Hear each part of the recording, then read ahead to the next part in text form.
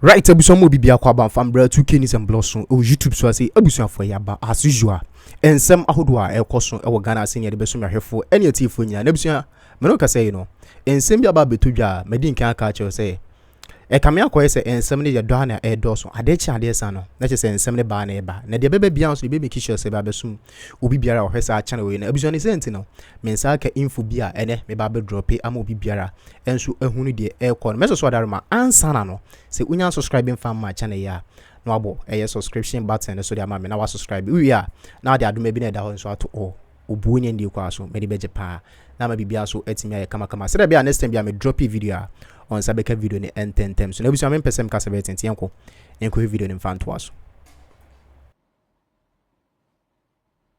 them together with others 30 to 35. Even where there are contempt proceedings, which would trigger a breach of privilege and by extension the need for certain actions to be taken, a committee must be set to look into this.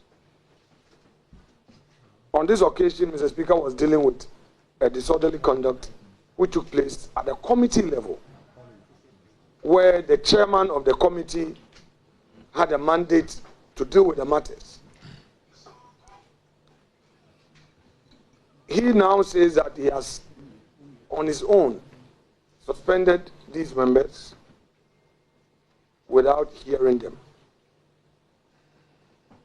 The chair of the committee did not communicate anything to the speaker. Neither did the speaker invite any of us in leadership for any discussion. In any event, even where there is punishment, our rules are clear. It can be for 4 days, 8 days, or 12 days according to Order 130. Can a judge shoot a thief on the streets merely because it is viewed that the person has stolen without taking him through the process of evidence gathering? What becomes of the old saying that if all men find a man's hand in a till, his guilt must be proven? We are aware that the NDC majority itself has disrespected or disregarded Mr. Speaker's orders. In fact, on a day, one of his consequential orders was to the effect that the selection committee must meet immediately and reconstitute the appointment committee. The NDC majority caucus decided to proceed with the vetting without any due regard. Well, on our part, we believe that though we disagree with Mr. Speaker, out of deference to him, we must still engage him. And we would engage him. In fact, we started this engagement over the weekend. The majority leader and my good self had extensive discussions. He elected to reach out to Mr. Speaker and get back to me. I tried to reach out to Mr. Speaker. I wasn't successful. Throughout the weekend, the majority leader and I were in touch, and the feedback from him was that he hadn't been successful in getting to Speaker. Today is Monday. We believe that Mr. Speaker will be in the office. We believe that we'll be able to see him and take our discussions further. Meanwhile, as a responsible caucus, we are going to ferry our concerns in a memo to his office. And we believe that that would even form the basis for the discussion. We don't know how to treat Mr. Speaker's communication, whether it's a ruling or communication properly so-called, because there is a provision in the orders where if there is a motion or a matter comes to the fore, Mr. Speaker would rule on the matter, and if there's a ruling, then you would have to rely on the rules to also challenge his ruling by filing a motion. That's what the rule says. But this is similar to the matter of Dr. Atuforsen on the vacant seats, where he relied on our orders to say he was raising a matter of national interest. I'm sure you may recall that when the matter went to the Supreme Court and all, Mr. Speaker said, oh, he only delivered a communication. He shared an opinion with us. So we are also careful in how to approach it. We want to be sure exactly what Mr. Speaker meant. But in substance, he's taking actions that have affected the rights of our colleagues in Parliament. And we believe that the right thing to do is to grant these affected members hearing. We have also taken the matter up. We have escalated the matter to our party level. NPP Minority Caucus is a wing of the NPP in Parliament. So we have also communicated this matter to party headquarters. The national chairman, the general secretary, and the national executives have become aware of this, and they take the matter seriously. They are not taking it lightly at all. They believe that the diplomatic channels must remain open. But we want to say this with emphasis. This mighty few, this happy few, will not allow itself to be intimidated. We will never surrender to any intimidation. All the issues that are being thrown at us are aimed at cowing us. None of it will work. For the record, this is the first time in the history of our Fourth Republic that a minority in Parliament is allowing a government to appoint its ministers in record time. For emphasis, we've been most cooperative with the NDC majority, but they are bullies. They bully, they intimidate, and if you don't stand strong, they will bully you, and we will never be bullied. We've supported them. Even some of the nominations come to Parliament within 24, 48 hours. We allow vetting to take place. On that Thursday incident, we had an agreement. My deputy leader, who represented the caucus interest at the pre-sitting meeting, agreed with the chair of the committee to vet only 3 for the day, and that was the understanding. When we were done with the 3, they asked for 1 more. It changed to 4. When we were done with the 4, they asked for 1 more. As a final thing, we had the 5th person. We vetted them in record time. We were done, only to see that they had paraded 6 more nominees on the corridors of the committee building to be vetted. And this was 10 p.m. Apart from that, the NDC has resorted to ferrying its foot soldiers to come and intimidate us. The insults, the bullying, all the insinuations, the attack. Sometimes we'll be walking and they will be pushing at the physical assault. We have brought this to the attention of Parliament Police. We are also going to beef up our security. The attacks are becoming one too many. We don't feel safe. All these gave rise to our posture on that night. We are law-abiding. NPP is known for its gentlemanliness. We don't go physical, but we had to protest.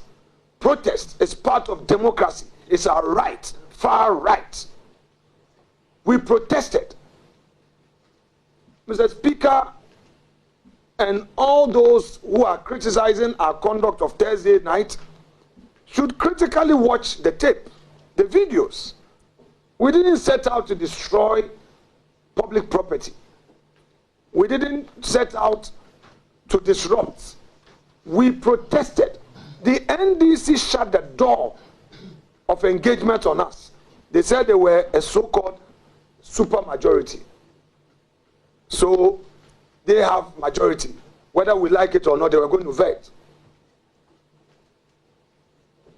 Suffice to state that in all the approvals so far, it's been done because we supported them. They claim not that they claim, it's a fact. They have over 180 seats, but they haven't been able to even marshal 110 since we started sitting. The maximum they've had, and each day we count their numbers. Each day, the maximum they've gotten is 104. And you don't use 104 to take a decision. You need a minimum of 138. It has always taken our side, always present, to support them. So we have not criticized the John Mahama administration at all. We've not opposed them. In all of this, it's been consensus upon consensus. It was only Ama Kofi Bue's situation that we nearly took a secret ballot on him. Even so, he graciously beat a retreat by apologizing for his conduct, his actions against President Nana Addo Dankwa Akufo-Addo. So we've been supportive, and they know. Let me call on the majority leader, who I so much respect, who has demonstrated a top-notch diplomatic posture, to tame the wild dogs who are obstructing government business. There are some elements in the NDC in Parliament who are overly aggressive, who believe that they might have their pound of flesh. They describe themselves as the avant-garde of government business. And all others who are moving to the extreme to cool down and engage. They sometimes create the impression that they are more powerful than the chairman. For those who have been watching proceedings, anytime the chairman allows proceedings to go on smoothly, they come in to disrupt, intimidating the chairman on their own side and insulting him. Sometimes I hear they come and tell the chairman to stop me from vetting. Now let's deal with the issue of my questions. Ladies and gentlemen of the press, sometimes we don't check the records. I am inviting members of the public. Today, because of ICT, everything is on the internet. People should go and check 1997, the J.H. Mensah vetting, minority leader. They should go to Alban Bagbin, and there I want to stay there for a while. Honorable Alban Bagbin, MP for Nadole Kalio, and minority leader, as he then was, grilled Kufuor's nominees for hours. Not a single nominee was spared. In my case, I've only been doing just a few of them. It's not every vetting that I participate. Sometimes I sit in my office and watch. Some of the people, we don't even ask them any questions. The few that we are taking them on, they cannot take it. They should go and check the records of their own minority leader, 2001 and 2005. They should go and watch it. The impatient, intolerant NDC. They will never tolerate the things they do to people. They can't even stand a minute of that dose. And then they should also go and check the vetting of Harun Idrisu and Muntaka. These were two strong men who tackled our nominees. They should go and watch. They spent hours. Harun Idrisu spent hours on our nominees. Muntaka had unlimited questions. Muntaka was a deputy ranking. In my case, Mama Pat, my deputy, who is a deputy ranking, is given only 3 questions. The maximum she goes is 5. I invite the NDC aggressors, the intolerant foot soldiers, the the intolerant extremists of the NDC who are attacking me and attacking our caucus to go and check Muntaka Mubarak, who was even a deputy ranking. The unlimited number of questions that he had, showing videos and all. Their own darling boy Ablakwa, the unlimited opportunity he had, scrutinizing CVs. Today, when his CV is being scrutinized, he says he's a tenant. 15,000 Ghana cedis is all he did. No. Please, colleagues, wait. 15,000 cedis is what he disclosed as his regular income. And he said to the whole public that all he earns is what he gets from Parliament, 15,000 Ghana cedis. He doesn't do any other work. Yet he's able to afford airport hills for 8 years. Every month he pays. I leave it to the jury out there. To conclude, I want to zero in on the clerk to the committee. Some people are asking us why our pronouncement on the clerk to the committee. The clerk to the committee is a partisan clerk.